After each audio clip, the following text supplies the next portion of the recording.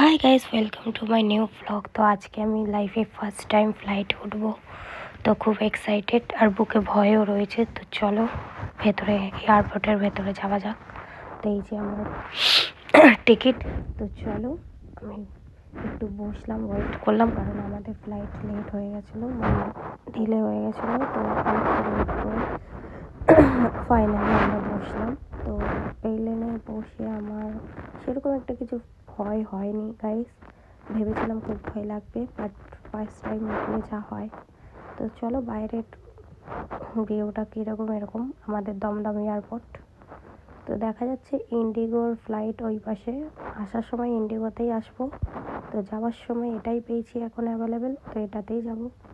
তো চলো, নিচ থেকে খুব বাড়িগুলো, ঘরগুলো ঠিক এইটু দেখা যাচ্ছে, ফার্স্ট টাইম দেখলাম। তো চলো, পৌঁছে গেলাম দিল্লিতে।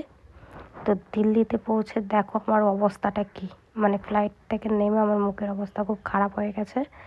তো এখান থেকে হাঁটতে হাঁটতে যে পাটা পুরো ব্যথা হয়ে গেল। তারপরেই আমরা বাসে করে চলে আসলাম কোথায়, এটা পাঞ্জাবে।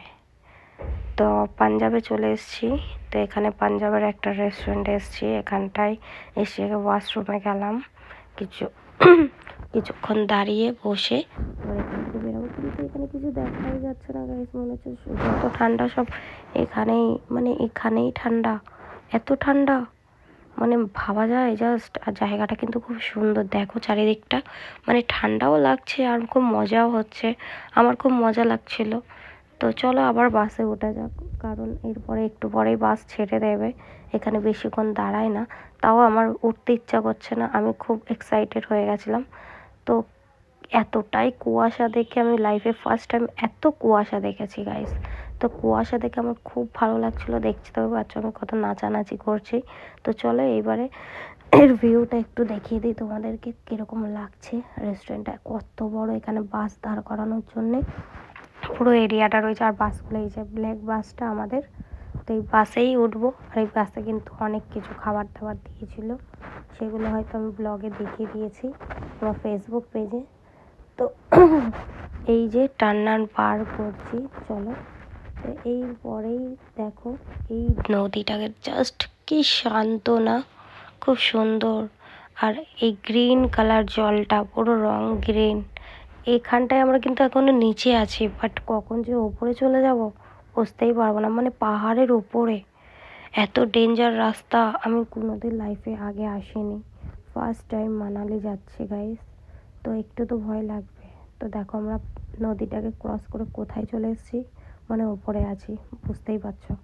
এখান থেকে এই জন্যই দেখাচ্ছি, কারণ বাসের ওপর থেকে ভিউটা খুব ভালো আসছে, কারণ আমরা কিন্তু ধারে নেই। তো আস্তে আস্তে আমরা চলে এসলাম মানালিতে।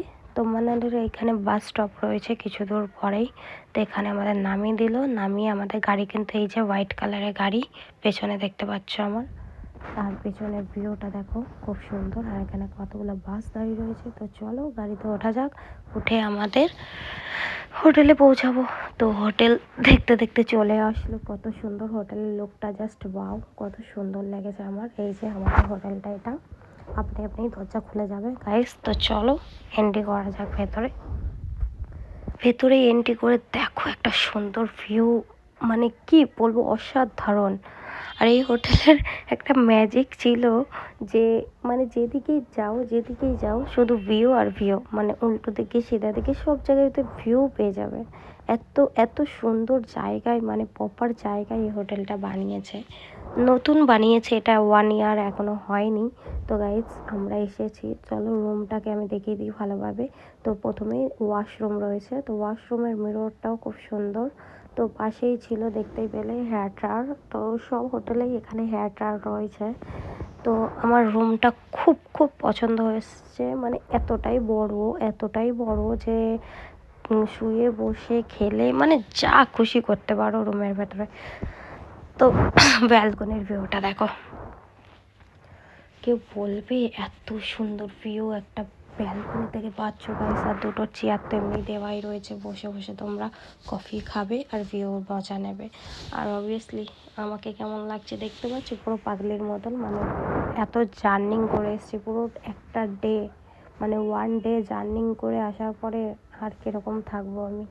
তো বোনকে এখানে আমি জিজ্ঞেস করছিলাম তোর কেমন লাগছে বল, লাইফে ফার্স্ট টাইম এসছিস। তো ও বললো ওর খুব সুন্দর লেগেছে। তো ভিডিওটা এখানেই শেষ করছি, আর টাটা।